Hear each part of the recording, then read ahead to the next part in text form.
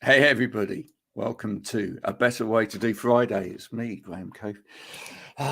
Getting ready for the weekend. Got my shirt on, got my shades on, the sun's out and everything's looking good. I'm just looking for my co-presenter. I know he's around here somewhere. I think he might be setting up a light or something like that so that we can see him more clearly. But I'm sure we'll find him. Addy, where are you? Hello? Hello, there you are. Is this thing on? Yes. Hello? Can you hear me? Yes, we can hear you loud and clear. Now listen, a minute ago when we were testing things out, you gave us a lovely little bit of jazz radio. Can we do that again just for everybody? Because they missed that. Okay. Okay. What song would you like me to announce? The one that you did before. Okay. Yeah. Ladies and gentlemen, you're listening to Jazz FM. I'm your host, as always, smooth as a cucumber. Coming up next, we've got Dean Martin talking about the greatest feeling in the world, love. Ain't that a kick in the head, Dean? This is not Dean Martin. It certainly isn't. It certainly isn't. Hello. Welcome, Roland. Thanks for joining us. Good morning, sir. Hope you've got your shades on wherever you are. Hope you've got something to drink as well, something good. Now, we've got plenty of guests joining us today. We've got the wonderful Paul Burgess, who's going to come on and talk to us about what he's been listening to lately, because he's, like me, he's a bit of a music fan. We're going to be talking at some point, controversially or not, about a certain court case which has been going on that everybody's been tuning into. And we also have the wonderful Zainab, who's joining us to talk to us about a little app that you can get called Subcap. You'll find out what that does. It's rather amazing. So let's get started. Let's take away all of this paraphernalia in the background.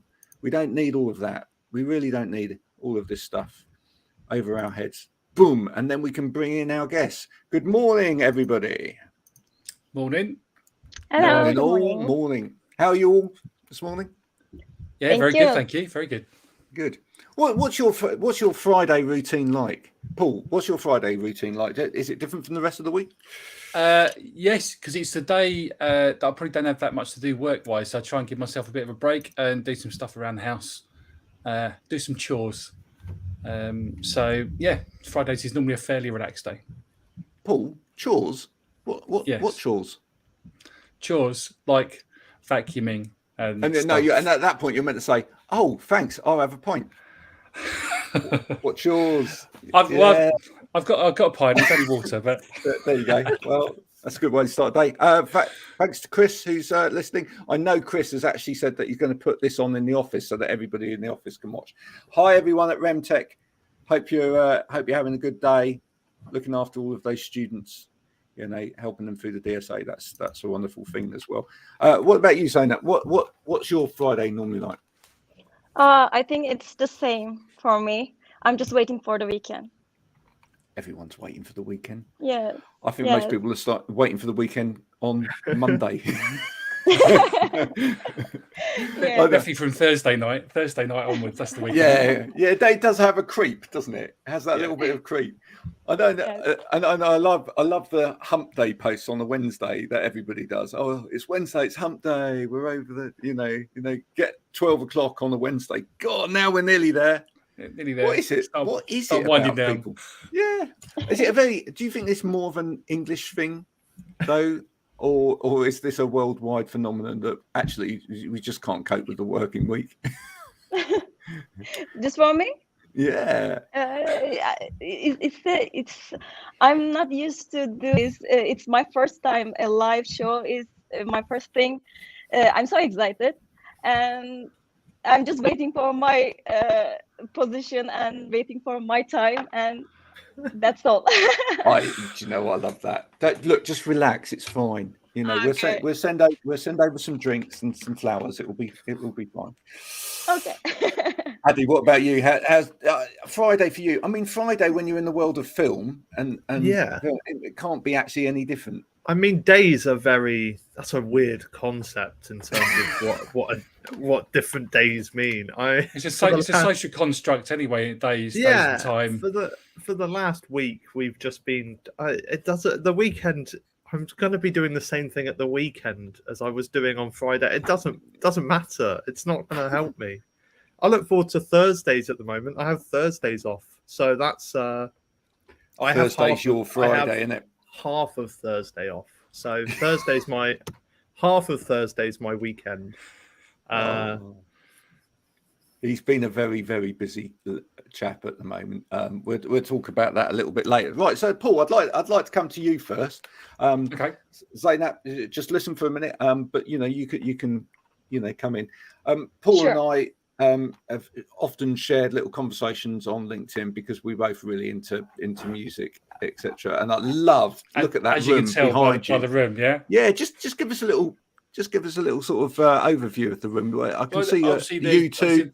There's George. Up on the wall. We've got some of my favourite albums. So the Specials, still a big Specials fan. U2, Blondie, George Michael. It's my wife Sarah's influence. There's an old U2 tour T-shirt there. One of my favourite tour T-shirts. That's a bit big for me now, and also falling apart. CD collection that I just can't bring myself to get rid of. Why would you? And my disco lights that have been set up again in here after I used them at the school disco I did last night. All right. Actually, disco lights are really good at heating a room, aren't they? Yeah. Yeah, very, very good. Very, very efficient. I don't know what the electricity bill would be like if you left disco lights on. Well, I put that one on specially. I didn't want to have the flashing lights. I didn't want to get everyone too excited on 11 o'clock. Yeah, we might give everyone an epileptic fit, So it's probably not a good idea. So listen, what have you been listening to lately?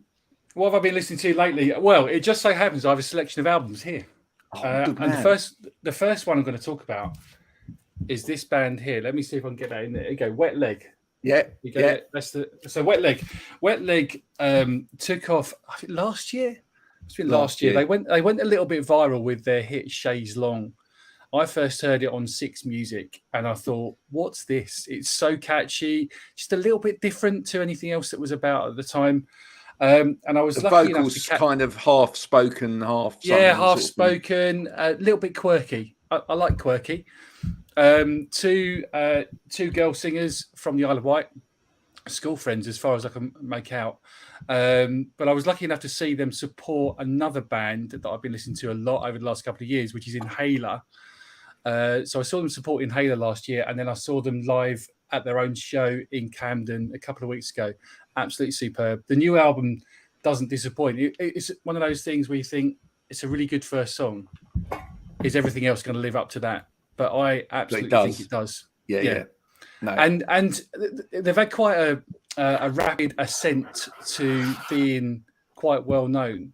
And they're just so humble about it all. And I think that's what I loved about seeing them live, is they couldn't quite believe that many people had come out to see them on a Tuesday night in London. And absolutely superb. So just so people know, it is, although it's those two girls are the focus of the band, it is actually a band as well. It's a band. There's three others in the band. I don't know anything about them other than one plays bass, one plays guitar, and one plays the drums. Yeah, and they get locked in a trunk in the, or one of them does in the video. Yes. Yeah. If you haven't seen the video, watch the video. Fantastic. Just everything about them. Yeah, the music, the videos, the everything about them. So give them a listen, give them a follow on social media. They're quite good fun there as well. Cool. So that's Wet Leg. A name which I know some people find a bit weird, but But come on, it must be harder and harder to pick a band name that someone's not used, right? Exactly. So do you want to talk about another one? Yeah. Go on. Let's go for I've got to talk about this band, right? So you might be able to see that I'm wearing a band there, Idols. Oh, morning. Hello, Sarah. Morning hello. from a different room to the music room. Pausing. Yeah. Hi, Sarah. Yeah. So Idols. I've got the Idols t-shirt on today because I love Idols. I love everything about the band and the community that is Idols. I'm going to talk to you about this album because this was the first album that I really got into. Joy Yeah. as an Act of Resistance is the name of the album, which I think is a fantastic name for an album anyway. But the first song that I really knew of Idols is a song called Danny Nadelko, which is about a friend of theirs who's in another band. And Danny Nadelko is a Ukrainian immigrant.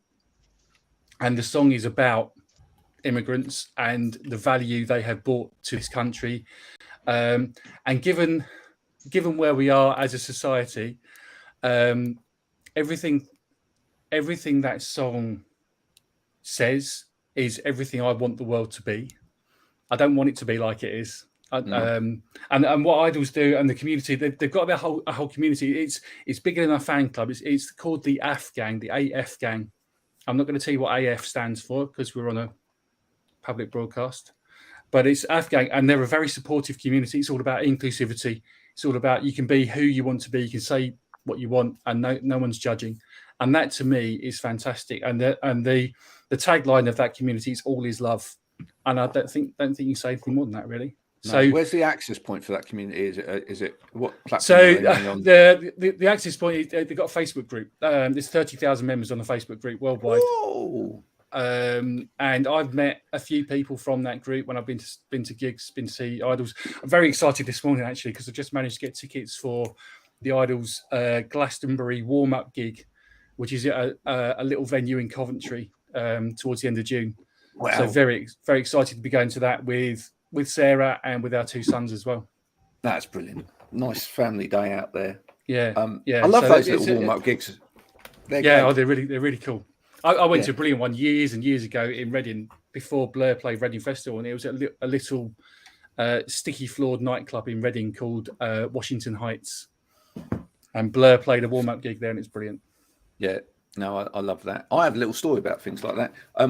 Once at a festival where I was doing some radio, we had this bandstand where all the little bands went on, and it, you have a main stage and you have different stages, and then we had like this little bandstand and all the little bands would play. But Deacon Blue came up and asked whether they could play the bandstand, which was lovely. I was like, And go on then. Yeah, well, actually, that's the funny part of the story because the guy that was with me, the other guy from the radio station, didn't recognise them, and he asked them at the time. He said, "Have you got a cassette tape or something I can listen to them?" Brilliant. No. You should your age there, Graham, talking about cassette tapes.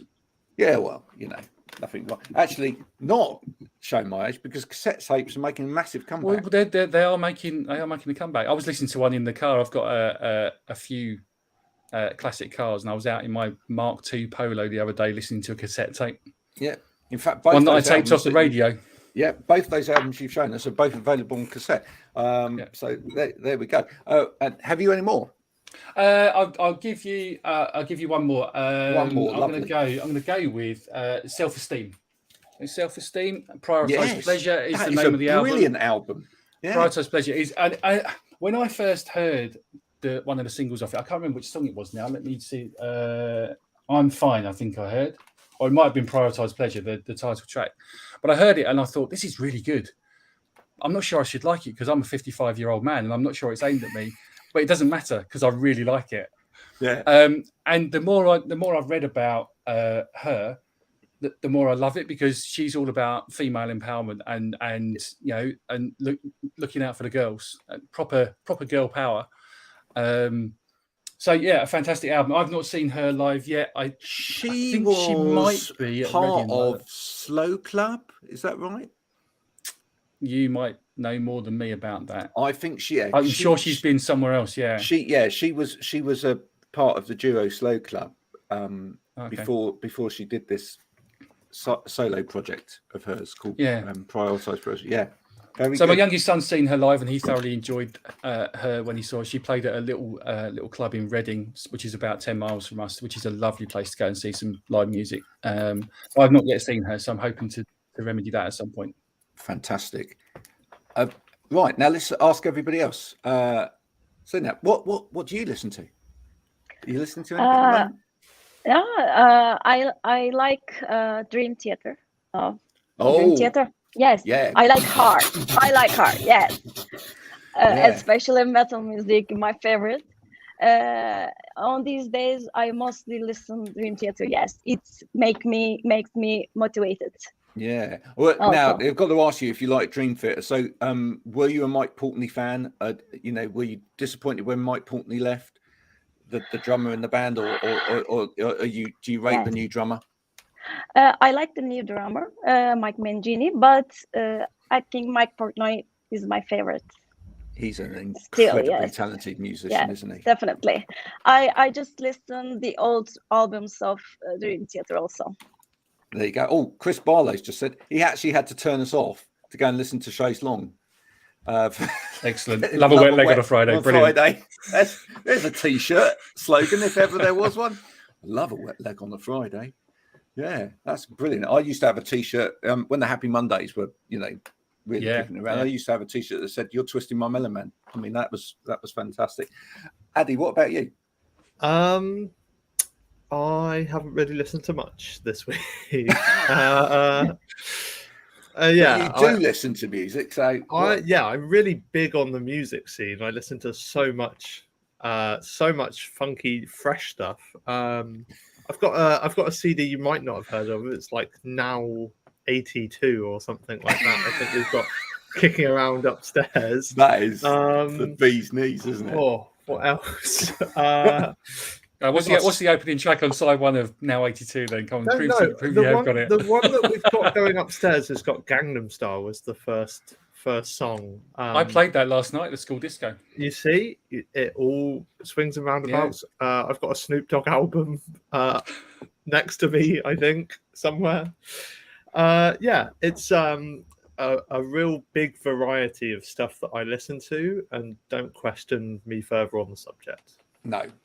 Although we were talking about tickets for Snoop Dogg, they're incredibly expensive, aren't they? Yes. Oh yeah. I was looking at tickets for UB40, and then Snoop Dogg kind of spiraled. Snoop Dogg's tickets are pricey. They're like £174 to stand. Yeah. And then 200 odd quid to sit. Because actually, there's a very good question. Let's quickly go around on that one. Sit or stand at a gig, Addy? I'm going to sit. Paul?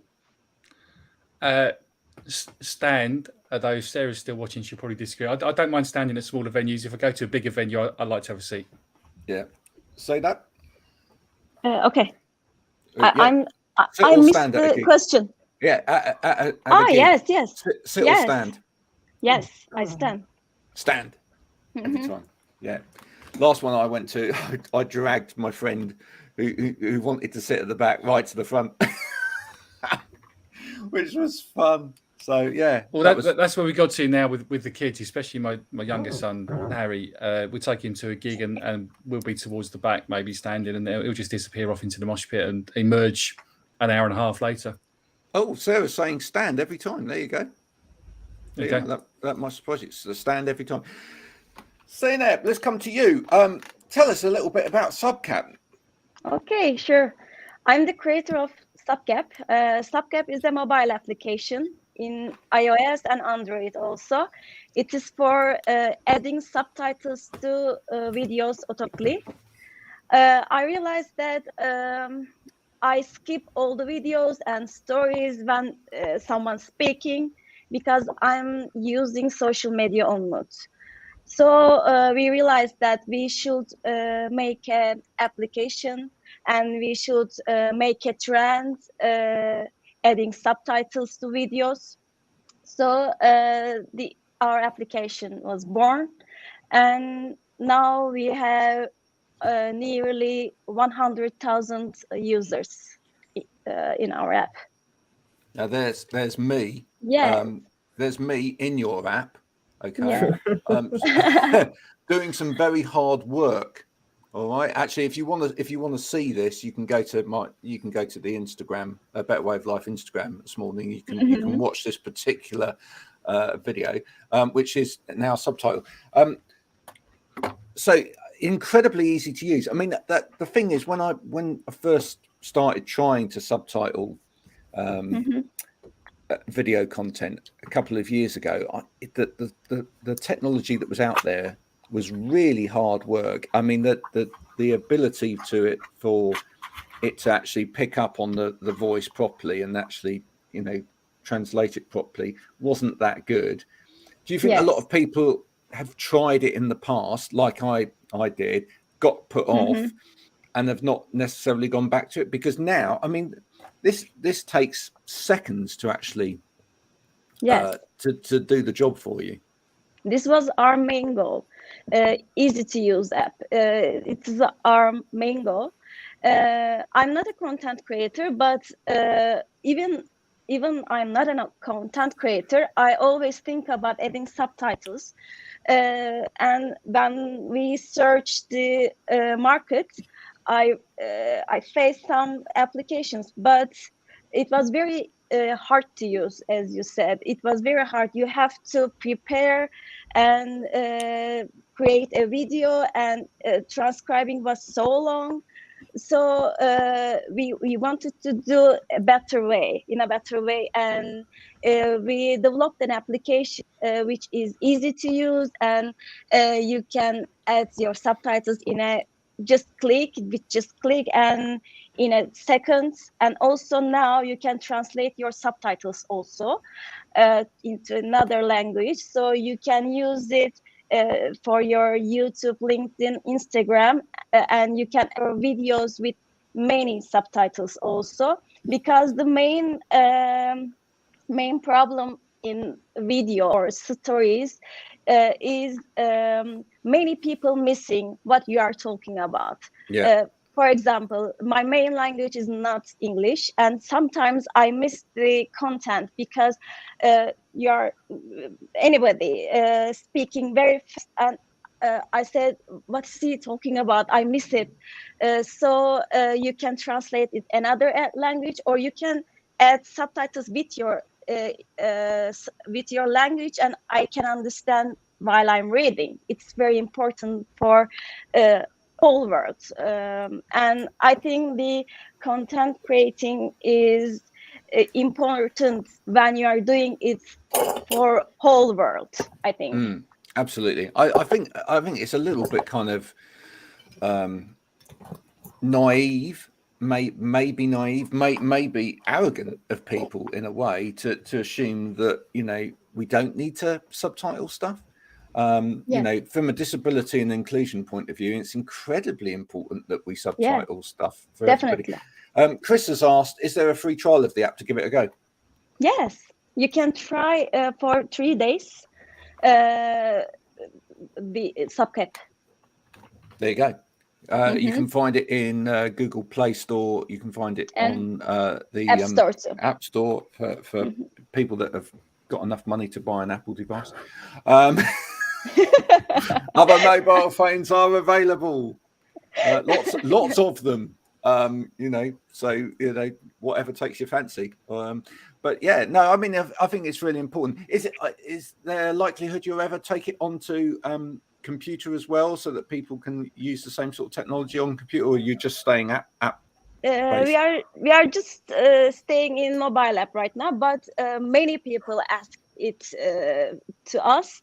I sometimes think about that. Yes, maybe in later. Maybe if enough people buy the app in the first place. Yes, it takes the cost. You know. Yeah. Okay. Making mobile app is hard. We won't talk money, hard fast cash, because you know, we're not like that here. But it's not expensive. I'm just going to say to people, it's not expensive to buy this app. It's not expensive to use. So you know, it's I just think it's a really good idea. Then, you know, there's so many of us trying to make content out there just to go that little bit extra. And I would say, generally, for maybe a 30-second video or something like that you're going to produce for LinkedIn, you talking to camera or whatever, it's probably going to take you an extra minute and a half, 2 minutes to do the subtitling. That's not a lot. But, you know, ultimately, even if you don't want to do it from the accessibility and inclusion point of view, which you should, but you should. But even if you don't, if you just want to think about it from a selfish point of view, it will stop the scroll. So, you know, when people are scrolling, if they can read it, because a lot of people look at their LinkedIn whilst they're in the office working. Yeah. Shameful behaviour.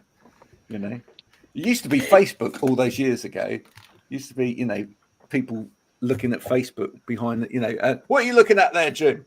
No, nothing. Figures. Yeah. But nowadays it's LinkedIn, and it seems to be a bit more acceptable. Oh, it's LinkedIn, you know, because I'm doing prospecting. Yeah. Well, so what are you looking at? Why are you looking at a meme of a cat then? Oh, well, that's yeah, it could be a prospect. Everyone's laughing because they all know it's true. Oh, it's the advantage of working from home, isn't it, Paul? You know, it's Absolutely. Yeah. you can get away with this stuff. So yes, so that thanks so much for joining us. Will you be doing other apps in the future as a company? Sorry. Yeah, will you be doing other I apps? can't hear you right now. Yeah, will you be doing other apps in the future? I'm back. I couldn't hear you. Can you repeat again? Yeah, will you be doing other apps in the future? Yes. We have some ideas, and also we want to create new apps, and I think we will go with video contents also, because we like this area, and video is going crazy, and they are watched many times, and many people producing videos also, and we want to go with this area, and maybe podcasts. Yeah, well, brilliant. Okay, well, make sure that Addy and I are testers for all of those things. Addy will give you great feedback in terms of anything to do with video and film, won't you, Ad? Great. Yeah. Well, thanks for joining us today. I know you're busy, so we're going to go back to work. But yeah, do if you want to continue to watch the show in the background. Okay. Okay. Thank you. Thank Lovely. you so much. Thank you. Yeah. Right. Yeah, Paul. Thanks for doing that. You'll come back another week and talk more music. I will do. Yeah, I've got loads of gigs lined up for the rest of the year, so I'm sure I'll have plenty to talk about. And there's always new music. Always new music I'm listening to. Yeah. Just want to encourage people to listen to some more new music as well. I mean, do you? Well, I know you do because we've had this conversation. But you get annoyed when people say there isn't any new music out there. Yeah, absolutely. I know too many people who say, "Oh, yeah, well, there's no good music." And you know, if going back to that Specials album, where is it? Over that side. That Specials album was when I first remember getting into music, and so I was 12, 13 when that came out. And that was my time, you know, that two-tone movement and Scar, Madness, Specials, Selector, all that lot. And I thought, this is it. This is the pinnacle. This is as good as music is ever going to get. I'm never going to listen to anything else. And here I am, a fair number of years later, still going out and finding new music. It helps having two sons that are both well into their music, although they didn't have much choice really, with me and Sarah being big music fans. But we're always sharing different bands, different artists that we've listened to. It's good. Yeah, that's good. I think your wife does need some therapy. By the sound of it, still annoyed that she had to go into the stands at Wham the final because the person I was with got too hot and was worried about sunstroke. There's nothing worse than that happening. You've waited your entire life for this amazing concert. So, do you know what? I can't get down the front there. I think Sarah's still annoyed that I saw Wham on their first tour, and I wasn't really a massive Wham fan, but it was just something to go to. It was really good. My mate caught a shuttlecock that George Michael hit out into the audience. That's a story, isn't it? Yeah. There you go. I met Take That before they were really famous. Oh, did you? Yeah. When they were in their dodgy leather-wearing bleach blonde hair days. Exactly that. Yeah. They came into the radio station where I was working, and I got introduced to them all, and I sort of passed them, and I made some kind of comment to one of the producers. I said, "And they're never going to get anywhere, are they? Yeah. Look at them. They won't do anything. Dressed like that. My word. There you go. Couldn't have been more. Hands up. Couldn't have been more wrong. They did all right, didn't they? They did all right. They did all right. Yeah. But I heard like some of the first songs, etc., and I thought, Really? Yeah, Dear, they were definitely going down a particular route with that first album, with the imagery and the type of music. Oh yeah. No, they were playing particular clubs. Let's put it that way. Yeah. I mean, once Mr. Barlow started, he's getting known for his songwriting. He can write a decent tune, can't he? Yeah. No, absolutely. So, yeah, I didn't realise that he got a West End musical on as well at the moment. But is he? I didn't know that either. Yeah. Calendar Girls. That's right. He's co-written Calendar Girls. Oh right, okay. So there you go. If you want to go and see a Barlow musical, then Gary Barlow. I mean, he has become as famous for his drawl as he has for anything else. Yeah. Now, before you leave us, very quickly, we're about to talk about it, but have you been watching any of Amber versus Johnny?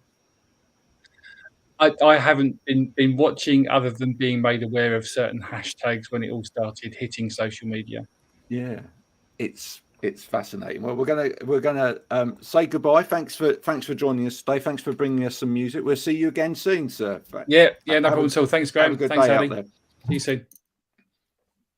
Oh, I've removed the wrong person. Hey, come back. What? What? No, You removed the wrong person? I didn't do that on purpose. Well, there we go. Oh, I'm having fun and games there, aren't I? some people, you're playing silly buggers. That's what you're doing. Silly buggers. There you go. You're Oh, playing let's have a silly look. buggers. There you go. What else have we got there? Yeah, Paul, love your background. Yeah, so there you are from Yasser. He likes all of the George Michael posters and paraphernalia there. What a nice room to have in the house. Yeah. I mean, why don't I get complimented on my background? Do they know how hard it is to set up and rehearse with this projection here? Like the movements that are going to happen. I have to rehearse this all the time to make sure I stay in sync with this thing. To make sure that shadow actually follows you. It's not a shadow, it's a projection of a shadow. A projection. Oh, it's almost like a holographic image of yourself. Yeah, exactly. Yeah, that's why I sometimes have to do things that don't fit in with you see, like that. I have to just do things that don't fit in with what I'm saying because we've already rehearsed this. Yeah. At this point. Now, look, we've been talking about this already this morning. Yeah, this court case between these two people, these two actors. Clearly, you can talk about it from the film industry point of view. Yeah, that has actually caused quite a bit of, I don't know, disturbance, shall we say, within the force that is the film industry. in the $1 trillion industry that is the film industry. Yeah. So, do you think that's partly why there's so much interest in this? Well, it's definitely means it's very high stakes. There's a lot of the public don't know fully or aren't interested in fully maybe some of the things that are happening in the background to do with filmy stuff. So maybe not so much in terms of driving massive interest from the general public, but it is certainly something that is interesting, that there's genuine things going on in the film world that will be affected by it. But yeah, I mean, we did have at one point, I think lots of people have been interested in this. At one point we had Amber's lawyers trying to argue that Pirates 5 didn't do very well, and they put someone on the stand that was like, so they asked him a question that was like, how, so that didn't do as well as the other 4 Pirates films then, and he was like, yeah, it only made $800 million. So in the grand scheme of things, in the grand scheme of things, still a lot of money to be making. Yeah, but what obviously it's their high profile. Obviously, it's the fact that this is quite an unusual case in the fact that it's a man actually fighting an abuse case, etc. There's that. There is all of the kind of stuff that's going on in the background in terms of potentially people not being able to film films or whatever because the repercussions of this in terms of unions and contracts and stuff like that. But why are we so fascinated in this?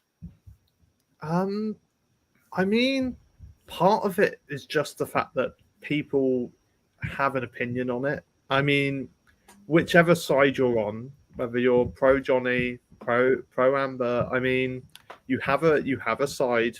Most people do, and it's also a case where there's not going to be a whole lot of solid evidence and stuff. A lot of it is both of them pointing a finger and both of them providing evidence to prove stuff, which means that public opinion's really important in this case. No, I totally agree. I just think also maybe there's been a lack of good stuff on TV as well. This one of the things that's absolutely fascinated me is when you watch this on things like YouTube or whatever, it's just the amount of comments going by the screen. It's phenomenal, the actual interactivity with this content. So I mean, it's boosting its ratings very organically. I mean, obviously, there's a lot of. It's quite slow to watch the whole day's court on its own, but luckily, there's lots of big streamers that are reacting and watching it with them and making their own comments, which means that people can kind of find whatever content they want from it. So you could sit and watch a stream with some lawyers watching it and reacting to that from a law point of view, and maybe you'll get a bigger insight into what's being done well and what's not being done well.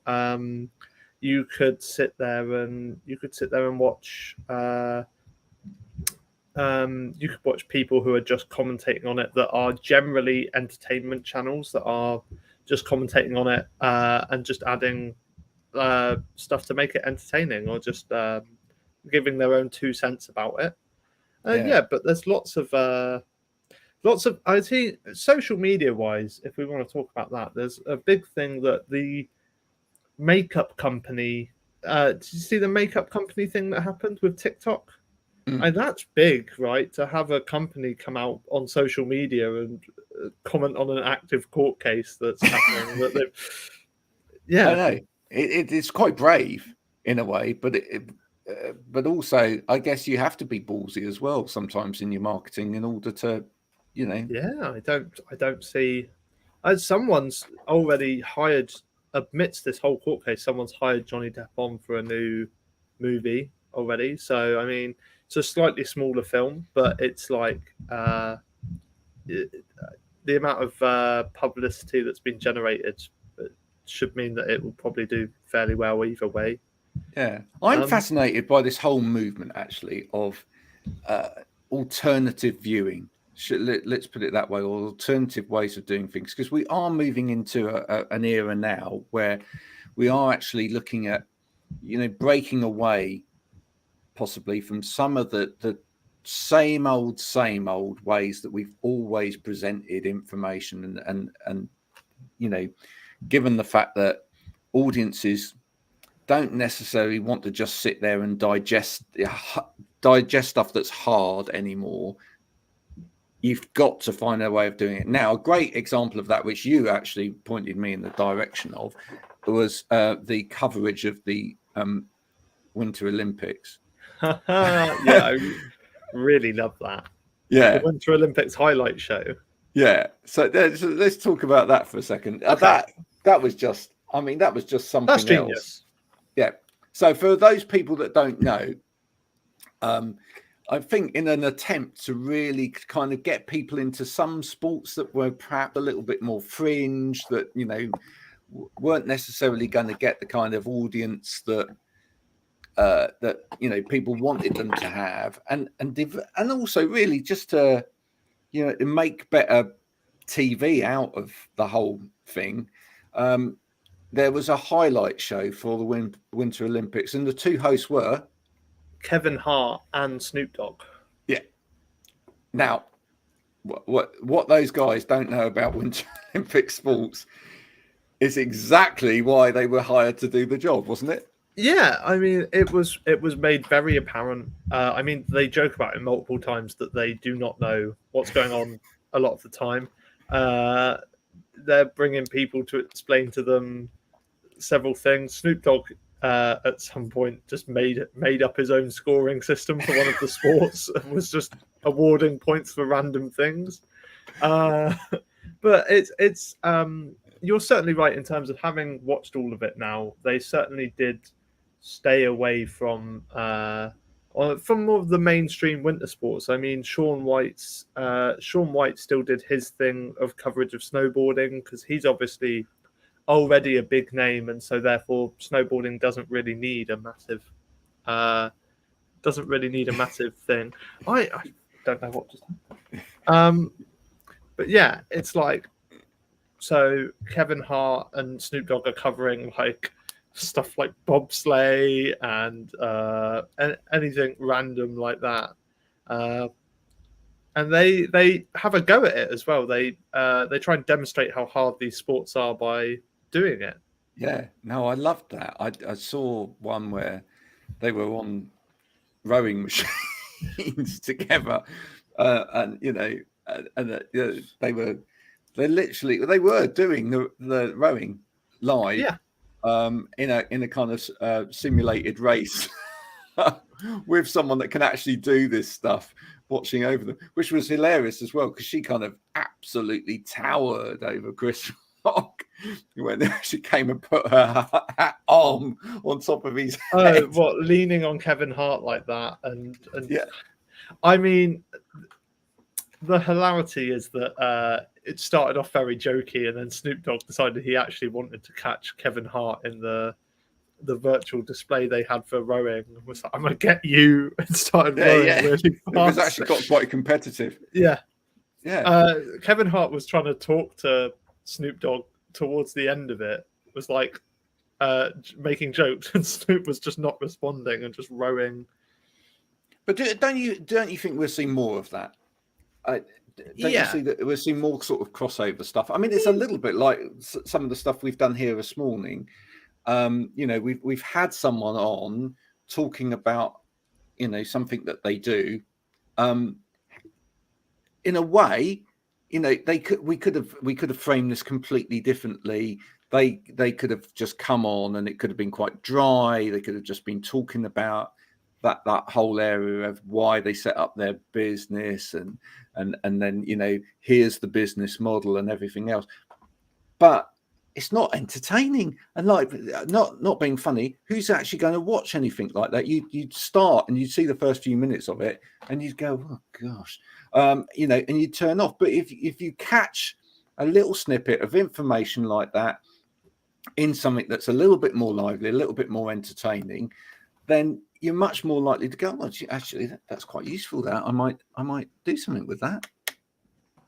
Do you not think that is really where we're going to go in terms of a lot of media? We will see this kind of crossover where, and it's the same with what we may get on the high street a little bit more as well. Do we really want a clothes shop anymore? Yeah. And then a coffee shop? Why don't we just have shops that have got all of these little bits in them so we can just hang out in spaces and, I think it's very like overdue in terms of people want more. There's this element of layered content now that is kind of new.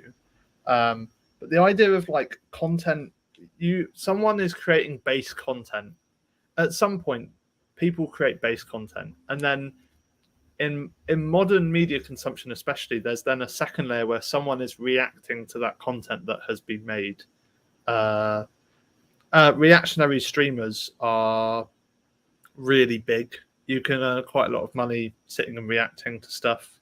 If you find someone that you kind of generally like their opinions or you like their comedy and you just want to hear them, I watched quite a lot of a guy called Moist Critical. His name's actually Charlie, but his screen. Hi, Moist. Hi, Moist Critical. If you're out there and you're watching this, hi. He won't be. He won't be. Guaranteed, he won't be. He. I think he earns like a million a year off of Twitch, and then he does YouTube and stuff as well. But most of his content is reacting to stuff or like watching videos and then giving his own opinions and stuff. I mean, that's just really interesting. It's more interesting than just watching the video on its own. Why wouldn't it be? Like, if I think we're finding that modern media consumption basically means you can ingest twice as much information as you used to be able to. I agree. And I'm going to bring this round to some of the platforms we're on this morning. I mean, this is going out on YouTube, it's going out on Twitter, and it's going out on LinkedIn. They're very different platforms. Yes. You know, we do a lot of work predominantly on the LinkedIn platform, although, you know, we've got quite a big following on Twitter because of the music thing. And you know, that's where my, you know, tribe, for a better word of it, you know, hang out there. But especially on some of the platforms like LinkedIn, I do have a little bit of an issue with some of the things I hear from sort of experts on LinkedIn, because about what experts are we talking about? Well, stuff like, you know, you need to play the long game. You know, you can build this up slowly. It's fine. Don't worry about the fact that it's not happening straight away. Yeah, I understand the fact that you have to build a following, etc. But especially on a platform like LinkedIn, where really people are here because they've got a business and they need to make money, they're not necessarily is a long game. You can't necessarily afford for there to be a long game. If you're not making money sooner rather than later, you're not gonna have a long game. Yeah. Look, this is my 2 cents on it, and this is, you know, it may not be helpful, may not be true for everyone, but I think the main problem people have on LinkedIn, main problem that lots of people fall into, is they think exactly like you just said. They're like, LinkedIn is a business platform and people come here to do business. Correct. People do come here to do business. And that means everyone here has a motivation to try and sell you something, or to try and, you know, try and gain something from an interaction. But very few people on LinkedIn create content that you would sit down and watch anyway. Like I wouldn't sit down and watch half the shit on LinkedIn. You would like something interesting or fun that draws a big audience, and then once you have that platform, you would then use that to market whatever you're marketing. And that is like indirect marketing, basically. Like influence, it's an influencer model. It's indirect marketing. But that is, to try something that's not that on social media is crazy. You need to try and make something interesting. Yeah, there's too much of the advice is too formulaic from my perspective. I mean, it's even like I called out on one post, but some expert was saying, you know, if we all make out, and this is no disrespect to Paul, because I know he's still watching in the background. Hi, Paul, who has a fantastic yellow background. But this guy was saying, if we all colour our backgrounds a bright colour, then you'll get so much more views on LinkedIn. Yeah, but here's the thing, mate. If we all do it all be the same. It's about doing something that's individual and on brand for you. You can't just copy everybody else and expect it to happen. You've got to actually develop something really different that's out there. And I really mean, different.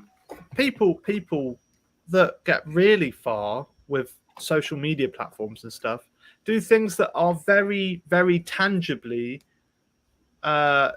It's like a very loose connection to the product sometimes, or even maybe there's no connection. And like sometimes it's okay to tell people, and I guarantee no expert is probably giving out this advice. It's okay to tell people to not do something linked to your thing. Do something that's not linked to your business that you're doing. Just do something that you think people would have a good time watching. Totally. And build an audience like that. I mean, there was a company that made this spray that like waterproofs things, and they have gone on to start a professional like water gun fighting league. Is that people watch that on YouTube? Is that really linked to the product? Not particularly. Not in the slightest. Water is involved. Yeah. No, absolutely. No, I think this is so important to highlight this point. And I'm sorry to all of those LinkedIn coaches out there that want to make everything really formulaic for everybody, because they want to build a course on it where you go through the different steps and at the end of it, you become the expert just like them. Actually, what's necessarily worked for that person as well will not work for you, right? You know, not all of us are pretty. Not all of us, you know, have a sparkling personality. Not all of us like to do crazy things on film. Not all of us are like that. So actually, you know, this formula isn't necessarily going to work for everybody. And I think even when it comes down to writing content, you know, people give advice in terms of what that content should be.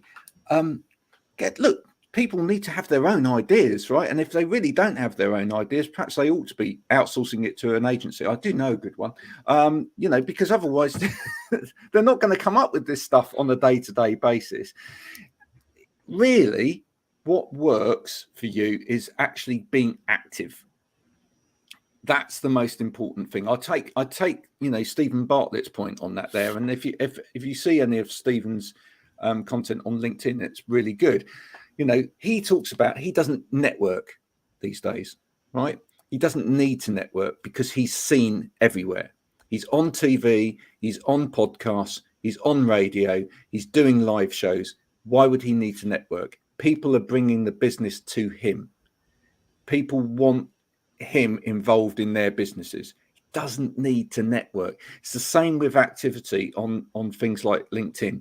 If you're doing activity, that actually constructs your content because you can promote the activity that you're doing. That is great content because you've got something happening that's of worth all of the time. The trouble is most people are posting about inactivity.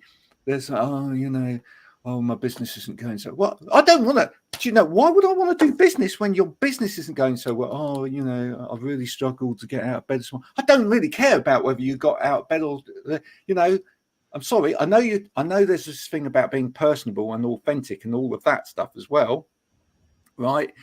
But really, I want to work with people that are strong and motivated and good and really getting somewhere in the world. Okay, that's the reality of it. Not people that, you know, are struggling. It's all about, thanks, Paul. It's all about being yourself. And there's some bits of LinkedIn strategy that work. And it's called, there are definitely bits of strategy that work. Absolutely, there are definitely things that, obviously, if you've got your about me section, for example, and you're trying to push out there, and it sounds more like a CV than it does about the purpose of your business, then that isn't going to work unless the purpose of your business at that time is to get another job, in which case then it should sound like a CV. That is pretty obvious stuff, isn't it? Right. But for most people, especially entrepreneurs, solopreneurs out there, etc., your whole thing should be shouting, this is what I'm doing, and it's brilliant. But it should be about activity. It should be, you should be talking about the thing that you're doing. Yeah. And you should be creating content around that as well. Your content should flow naturally, right? It shouldn't be struggling to do it. There are. I've got off my rant now. Yeah, you had a bit of a wild one there. That's all right, but I think it's important. I just think it's important. I just think that there are a lot of people out there that perhaps throwing out pseudo advice at the moment.